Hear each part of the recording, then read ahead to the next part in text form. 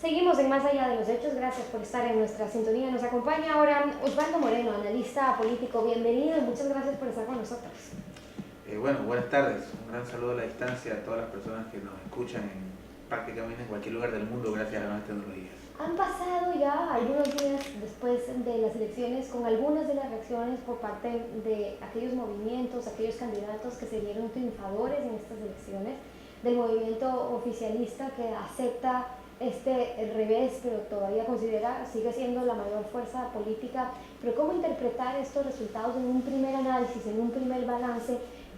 ¿Cómo lo lee usted? Mire, hay que definir un poco los escenarios y los parámetros de la elección. Primero, si usted me pregunta si esto es una derrota del presidente, yo le diría que no, que es una derrota del entorno del presidente. Yo le aseguro que si se evaluaba ese día al presidente de la República en una elección, sacaba igual o mayores resultados de los que suele sacar como presidente. Porque el día domingo, 23 de febrero, lo que se evaluaba era en este caso, a los líderes locales, ¿no? Eran demandas. Claro, se evaluaban líderes locales, pero hubo un ingrediente, y es que el presidente participó casi que como candidato para determinadas candidaturas, como fue en el caso de Augusto Barrera. Vimos a un presidente casi candidato haciendo campaña, pidiendo el voto, y diciendo si no quieren votar por Augusto Barrera, entonces por último anulen el voto. Es decir, por eso es que hay que analizarlo, si es que ese voto el cual el mismo oficialismo reconoce, obtuvo Rodas, que fue un voto protesta, un voto contrario, fue un voto protesta solamente al interno o también al presidente que estuvo haciendo campaña. Mire, sus colegas exactamente, hace un año atrás, varios medios de comunicación, gráficos y televisivos me hicieron la misma pregunta pero a la inversa. Se me preguntaba si era una derrota de Jaime Nebot el resultado catastrófico en asambleístas en la provincia de Guayas, y yo respondí que no, porque no se estaba evaluando a Jaime Nebot, y Jaime Nebot no era candidato, y de hecho Jaime Nebot sí hizo campaña, se va a caminar con Guillermo Lazo muchas veces.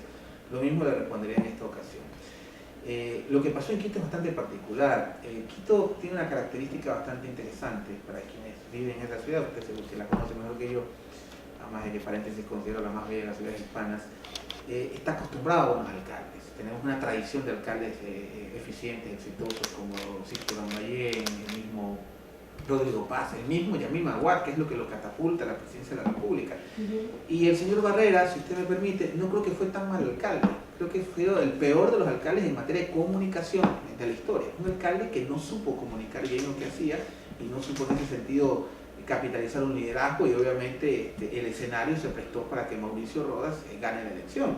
Mauricio Rodas yo creo que entra en una etapa bastante interesante y creo que es mucho más difícil que la elección que acaba de ganar, que es la de, en este caso, de llenar las expectativas de los quiteños. El pueblo quiteño es un pueblo bastante exigente, es una ciudad bastante amplia, ya hoy por hoy Quito prácticamente por un lado llega a Lazo y por el otro está llegando Ibarra, o sea, por el crecimiento de la ciudad.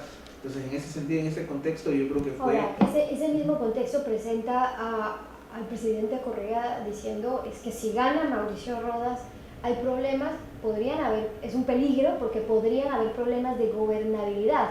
Pero sin embargo el quiteño fue y votó a pesar de la advertencia, digamos, del presidente de que se podría dañar no solamente la relación entre el gobierno central con el gobierno municipal, sino que a juicio del presidente incluso habrían problemas o riesgos desestabilizadores, como ha ocurrido en Venezuela. Y el mismo presidente decía, a mí se me da miedo que con Mauricio Rodas pueda pasar lo que pasó en Venezuela, que logran un puesto en un municipio para empezar a desestabilizar desde allí. ¿Cómo lee usted en cambio eso? Bueno, es parte de la retórica del presidente, pues hay varias facetas del presidente. Por ejemplo, usted lo escucha en Lovaina, o lo escucha en la Sorbona, o lo escucha en la Universidad de Alemania disertando. Yo en lo personal recibo felicitaciones de muchos colegas académicos por el presidente que tenemos.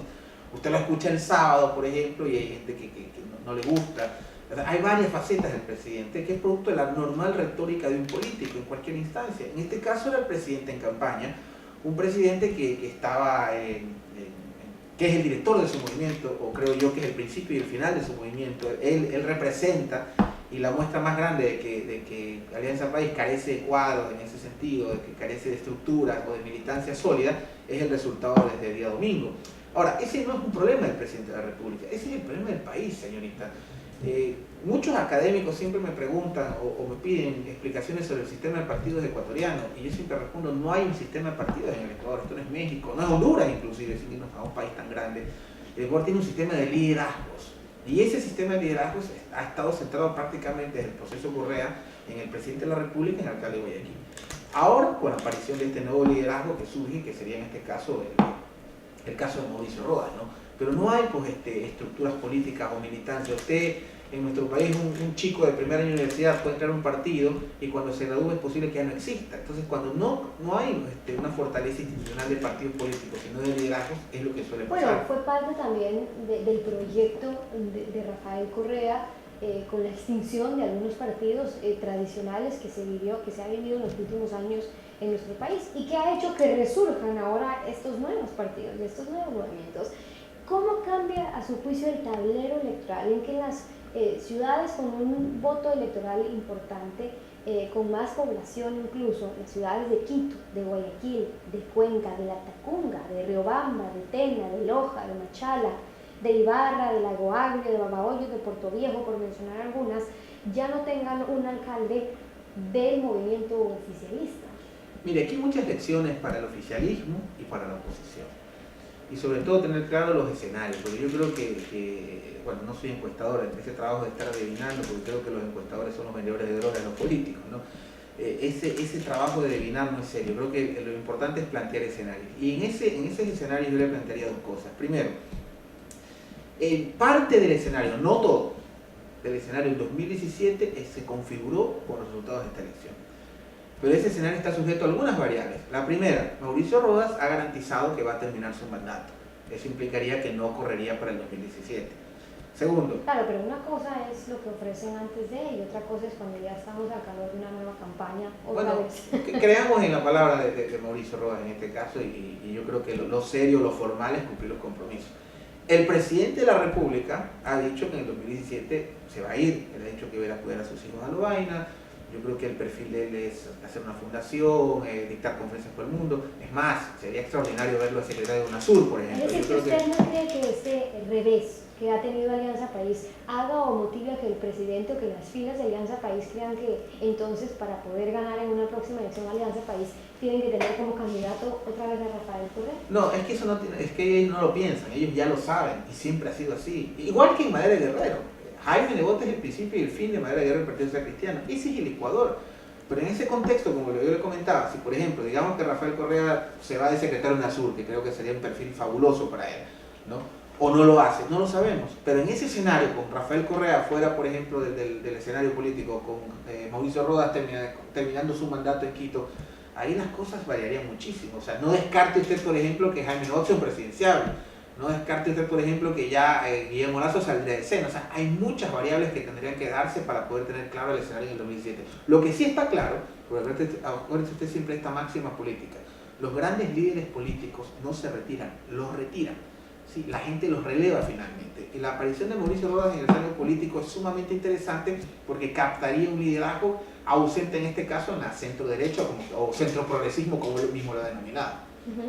Ahora, el voto cruzado, que es otro fenómeno interesante que ha pasado, por ejemplo, en Guayaquil y que quizás se pueda dar también en otras ciudades, es que la gente quiere seguir votando o ha votado por el presidente Correa, pero cree que también puede votar por un alcalde que en teoría no es del tal gusto del presidente Correa, pero ha funcionado ese voto cruzado y podría ser un fenómeno entonces que ya se empieza a ver en respecto de las autonomías de aquellos gobiernos municipales, de sus gobiernos autónomos. No, eso más que un fenómeno es un tema, ya podríamos entrar un poco en la doctrina electoral, ¿no? Lo que dirían los libros. Hay dos tipos de elecciones, las nacionales o unipersonales en este caso, o las seccionales. Las nacionales, usted en los proyectos nacionales evalúa la política exterior, la política económica, infinidad de, hasta la ideología inclusive. En las elecciones locales usted evalúa a su líder local. La bronca es de los políticos, no de los ciudadanos. Hay lo que existe una coexistencia, que no es lo mismo que una convivencia. Porque a veces en los medios de comunicación, los analistas, los políticos cometemos un error. Nos encerramos en la burbuja de la opinión pública. No siempre los temas que ustedes, los periodistas, nosotros los analistas, los medios de comunicación, lo que sean las tapas de los periódicos, lo que dicen los políticos, es lo que la gente en su mesa discute. Usted, que conoce ya la ciudad de Guayaquil como periodista, porque siempre he creído que un periodista político es casi como un periodista de guerra, seguramente cuando va al Monte Sinaí encuentra en la sala de la casa de cualquier persona un cuartel del presidente y el alcalde sin ningún tipo de problema. porque la gente evalúa. Rafael Correa no es presidente por la revolución o por sus contenidos de izquierda o es reelecto, es simplemente porque es un presidente bien evaluado. En el 2013 la gente ratificó el modelo del presidente de la República. Podemos tener una discusión, un debate académico, que es extractivista, estatista, lo que usted quiera, y no es mi área, pero en la parte final los electores ratifican un modelo, y eso pasó con Rafael Correa, por algo es el presidente mejor evaluado del nivel occidental. Y en el caso de Guayaquil pasó exactamente lo mismo. La gente no votó por derecha, izquierda, ratificó un modelo, en este caso el modelo de Jaime Nebot. Ante este escenario, con los resultados que han habido en las alcaldías, en las capitales de las principales ciudades, capitales de las provincias de nuestro país, en la sierra, por ejemplo, el oficialismo ya no llega a captar una capital de provincia, y vemos algunos de estos resultados por los cuales el propio gobierno reconoce que hubo un revés electoral en estas elecciones, a pesar de ser la mayor fuerza política todavía en el Ecuador. ¿Cómo avisora usted, cuando hablamos también de esos resultados, de lo que significa un revés para Alianza País, de los temas de gobernabilidad con lo que ocurre en Quito y con lo que ocurre en Guayaquil y Cuenca principalmente, cómo avisora los próximos años, ya para terminar, de este periodo? Bueno, esperemos que de lo mejor, tanto para los alcaldes como para el presidente. Ojalá entremos en un periodo de diálogo, de concertación, de paz. Sería extraordinario no sé, que la primera visita en la agenda del alcalde electo de Quito, Mauricio Rodas, sea visitar al presidente de Carondelet, por ejemplo. Sería extraordinario que el alcalde Cabrera, que recién electo, también tenga, o sea, que haya unidad. Yo creo que finalmente quienes son electos a cualquier dignidad, a cualquier elección popular, finalmente tienen una responsabilidad con la historia y sobre todo con los ciudadanos, quienes con nuestros impuestos pagamos sus sueldos. Y yo lo haría más como ciudadano que como analista. Yo espero que haya un ambiente de paz, que haya un ambiente de trabajo, porque ¿quiénes ganan? Los ciudadanos. Y cuando hay confrontación, ¿quiénes perdemos? Perdemos absolutamente todos. Yo creo que es una gran lección, sobre todo para que el presidente evalúe su entorno, ¿no? Y hay un detalle bastante interesante. Fíjese usted que esas 2 semanas que el presidente se va de viaje, tramitando esto que es tan importante para el país, el tratado comercial con Europa, en esas 2 semanas prácticamente previo a la elección son los mandos medios los que quedan digamos, a cargo de las candidaturas, etcétera, etcétera.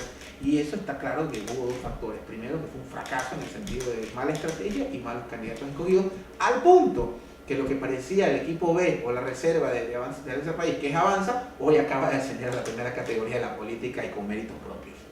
Parte de la lectura de Osvaldo Moreno, analista político, acompañándonos hoy aquí en Más Allá de los Hechos. Seguro tendremos otras oportunidades para conversar. Por ahora, gracias por haber estado con todo gusto, un saludo a la distancia. Nos despedimos así y como siempre con la invitación a que nos volvamos a encontrar la próxima semana.